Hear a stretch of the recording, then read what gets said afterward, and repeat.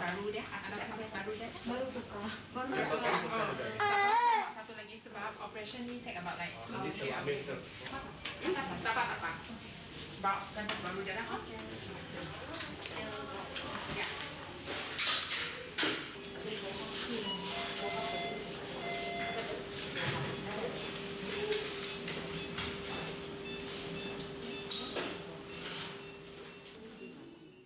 Saya menyadari yang dia tidak dengar dalam masa 3 bulan tu, saya bawa dia bermain.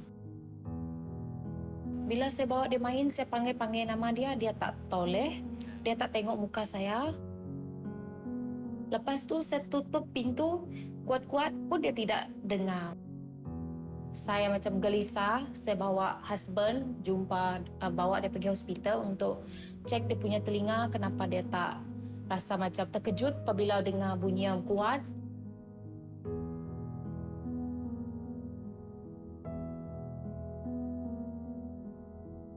Doktor mengesahkan dia tak dapat dengar 100% lah semasa 6 bulan tu.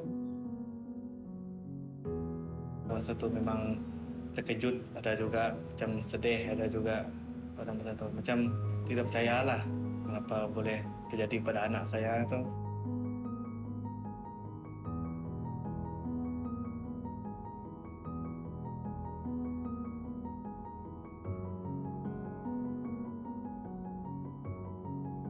Operation tadi dari pukul 9, mungkin sudah 2 jam lebih lah. Memang berdebar-debar lah menunggu. Harap berjalan dengan lancar lah operation. Proses dia.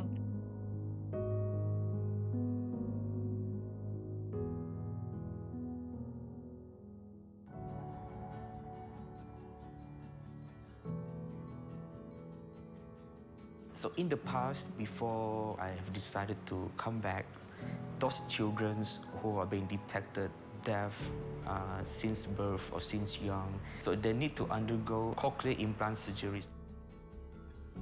They need to travel to Kuala Lumpur or even to other states or even Singapore, those who come from wealthier families. So at the moment when we told the parents about the price of the surgery plus the implant, of course they feel very depressing. Most of the parents, they feel that this is something that is impossible to achieve. So some of them, they will just let their children like that, no hearing at all. Because implant is not cheap. I would just say that, like cochlear implant, one side of implant, I mean, easily 70 to 80K, just one side only. So I found out it's quite difficult to get the funding, even though Ministry of Health does help to get the funding. But at the time, I think Sarawak had to share the funding with Sabah, which is very, very limited funding. So we try to help out, a lot of time try to help out. Of course, the parents, which is they're able to sponsor themselves, yeah, no problem for them. How about the one that cannot help?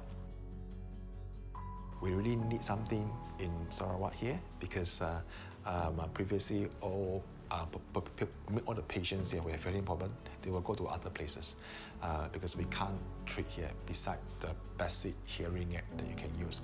Problem is when they get the treatment, when they come back here, it's very difficult for them to do rehabilitations. So, which is something that you need to develop in local situations. At least local people, you can do everything locally. You can even have your speech and audio rehab, everything locally.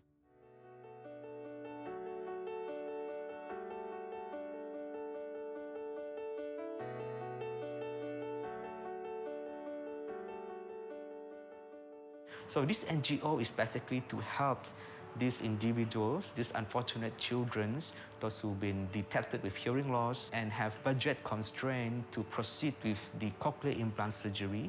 So we're helping them. And we have lots of individuals or children, babies who've been detected to have hearing loss, where they are being rejected by the hospital because of the strict criteria and because of limited budget. So I started this cochlear implant clinics together with my friends, surgeons from UNIMAS, Professor Tang. And now every children or every Sarawakian children who are being detected to have certain level of hearing loss or severe to profound hearing loss does not need to travel to Kuala Lumpur or even Singapore for such treatment. Now we have all those specialists ready and even speech therapies available in Sarawak.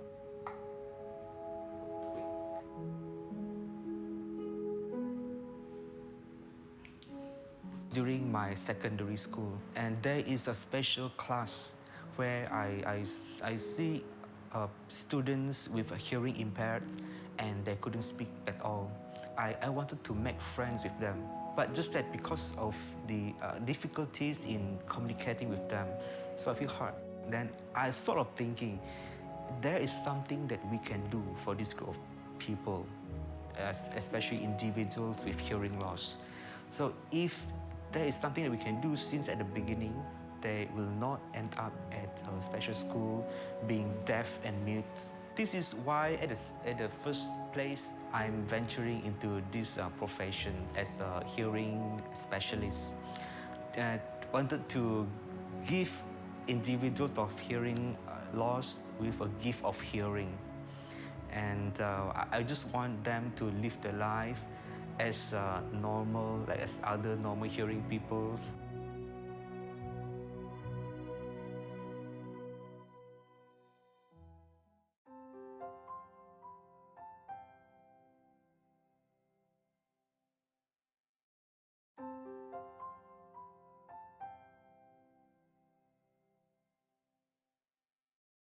I believe the norm is still we want to use the verbal communications to communicate. That is something that is really we need to help, especially the children when they are really young.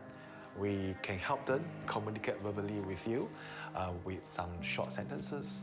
They can hear you, they can understand you. But main thing is we are emphasized on verbal communications.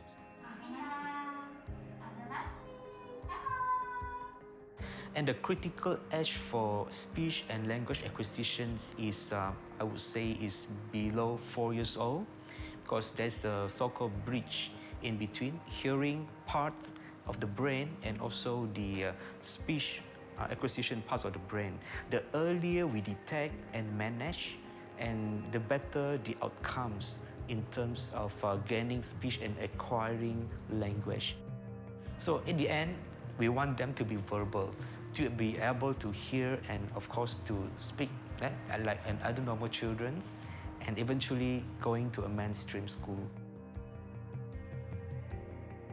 Cochlear implant surgery is a commitment from every parents and also the professionals. So once they're being implanted, they need to undergo a lifetime or series of hearing and speech rehabilitations.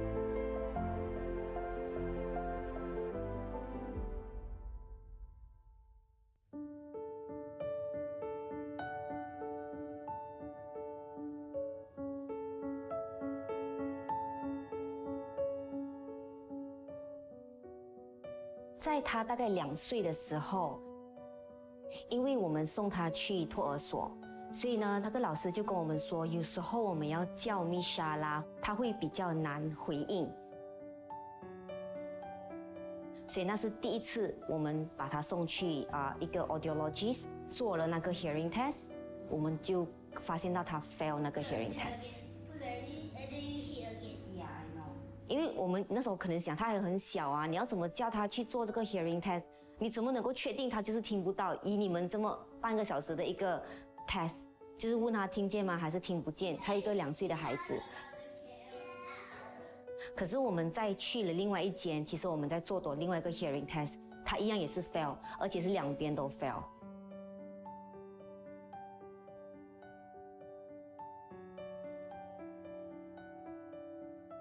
我们就在家里，那一天我还记得是一个早上，我跟我老公还有 Misha， 我们3个人在家里就很轻松看电视啦，还是陪他玩这样子。可是大概10点多11点这样，就是一个很完全没有想到的，我们不知道在什么时候会做这个手术的这样子。突然间医院就打来，他就跟我们说，你现在可以载你的孩子来住院了，因为你的 insurance 你的保险已经 approve 了。那我们就3个人在这里，我们就跪在这里，我们就跟上帝祷告。哇，那时候真的很，你知道那种心情是，你很想他去，你又不想他去，因为你没有办法去帮他承受，然后你就只能够把他放在手术台，你看着他，然后你要跟他讲你会没有事的，他就睡觉了。其实是很心酸、很可怕的。这个 cochlear implant 的手术不是 Misha 的第一个手术，就是他的第一个手术就是在他的脑的前面这里开了一个洞，因为他之前曾做过一个 biopsy， 就是抽取样本的一个手术，所以你知道上帝会保守着这个孩子，他很难的他已经过了，这个只是听不见不算什么，他没有拿掉他的人命。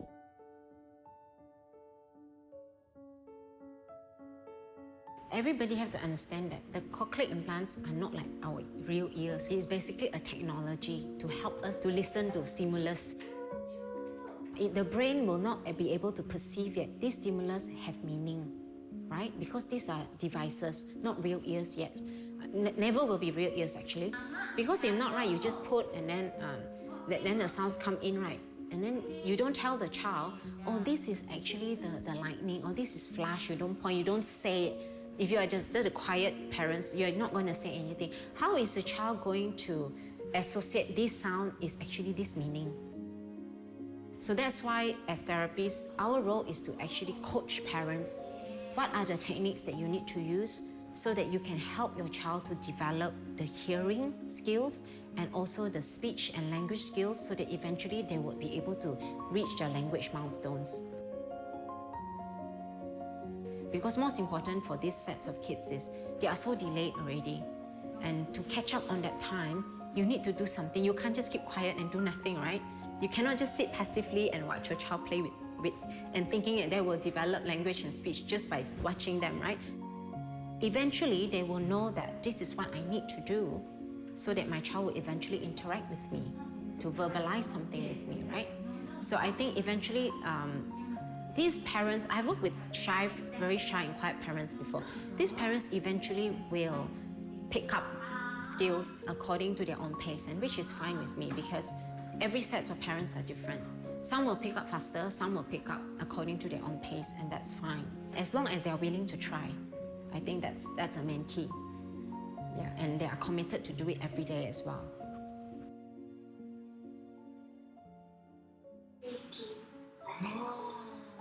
Smiley.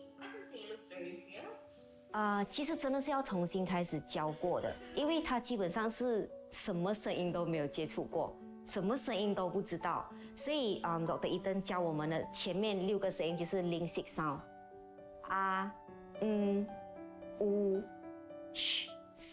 这样子的声音啦。初步是这样子，只要我想到这个声音，他会给你一个反应，就是说他听得到这个声音。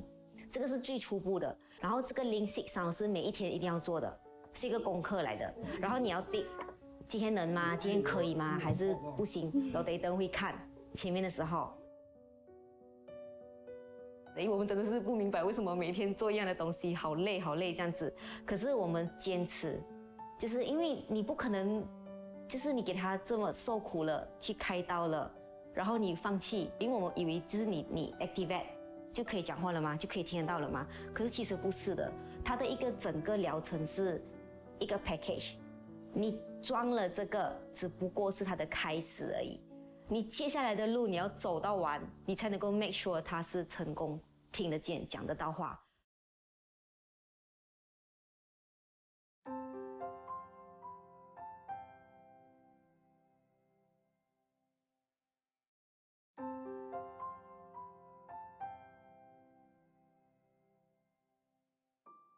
We actually doesn't have enough manpower to cover up those hearing implant cases throughout Sarawak.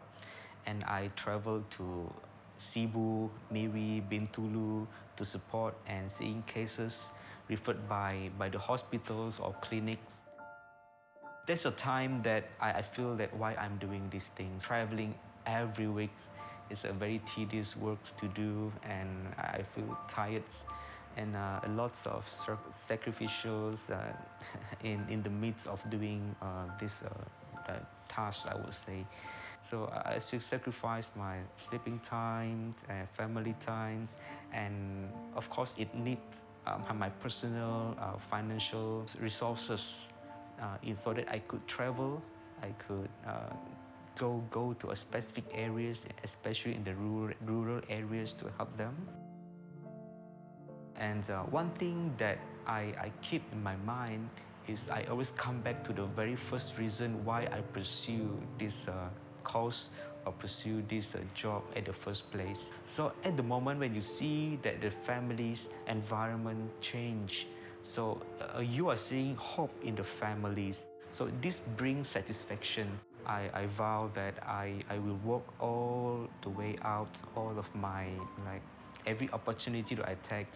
And life is an opportunity to serve and to help those who are in need. Just want to give my best and a life to help them. So this is my sincere commitments to all of my patients. Is it worth it?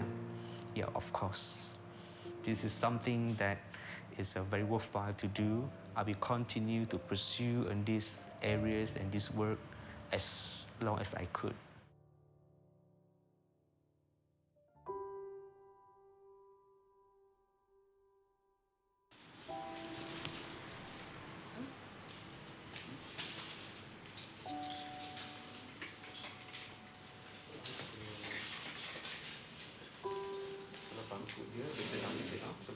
Hari ini kita akan pasang alat pendengaran dia. Ini prosesor yang dia pakai luar. Oh, jatuh. So dia akan pakai ini. Jadi kita akan bagi stimulasi secara electrical. Jadi dia akan mendengar bunyi perlahan-perlahan. Jadi begitu macam ada. Yes. Ada bunyi. Yes. Ada bunyi. Ada bunyi. Okey.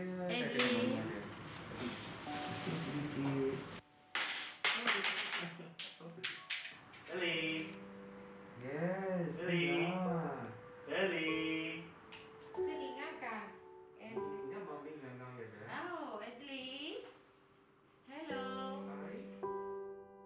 And at the moment, he's been fitted with the device, so that is a new journey for the entire families. At the moment that he hear the sound for the first time, so he cried. The child cried, scared, because that's the first time that he's hearing sounds. And so this is a new journey for the entire families. So Adley will start to hear sounds just like babies, newborn babies. The joy of seeing the change of the entire families. So this is where my heart is. So to really wanted to bless those individuals of hearing loss, especially children.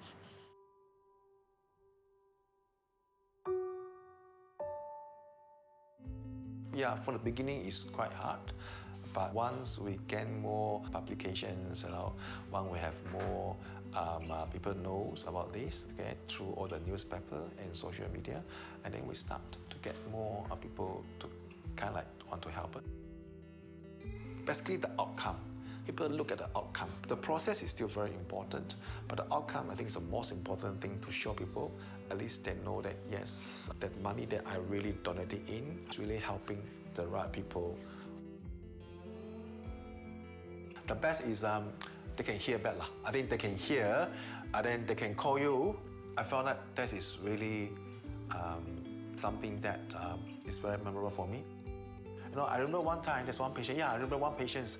The one patient, when I was having some dinner, in a restaurant, suddenly someone came and called me out. And I look at him, oh, it's you, they come in, uncle, how are you, So just imagine, if let's say, you don't help them, I think they won't do this kind of things. Is it worth it? Yeah, I think it's really, let me just talk.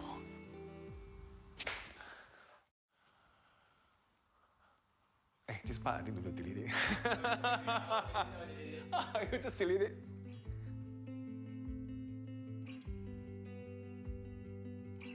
It's really changed a patient's life, especially from cannot talk, cannot hear you, to a way that they can hear you, they can communicate with you, they can tell you the feeling.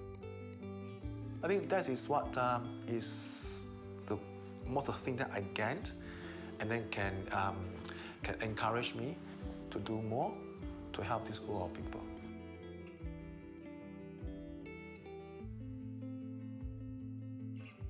I think you will move far if we have support from all the groups. In future, okay, I really hope that any patients, any people Sarawakian have hearing problems, we can help them easily. Try to get better in their hearing. So for the next 5 years, what I foresee for Sarawak Hear Society, there's a better integration in terms of professionals, multidisciplinary collaborations in between every areas of the healthcare specialists or even the communities. There's more awareness in terms of hearing loss and in terms of speech and language acquisitions at the earlier age. So even now, we do have a technology to detect babies with hearing loss, so at the time of birth. And we want to do this on every areas in Sarawak, throughout Sarawak, not just in the big town, but in the rural areas as well.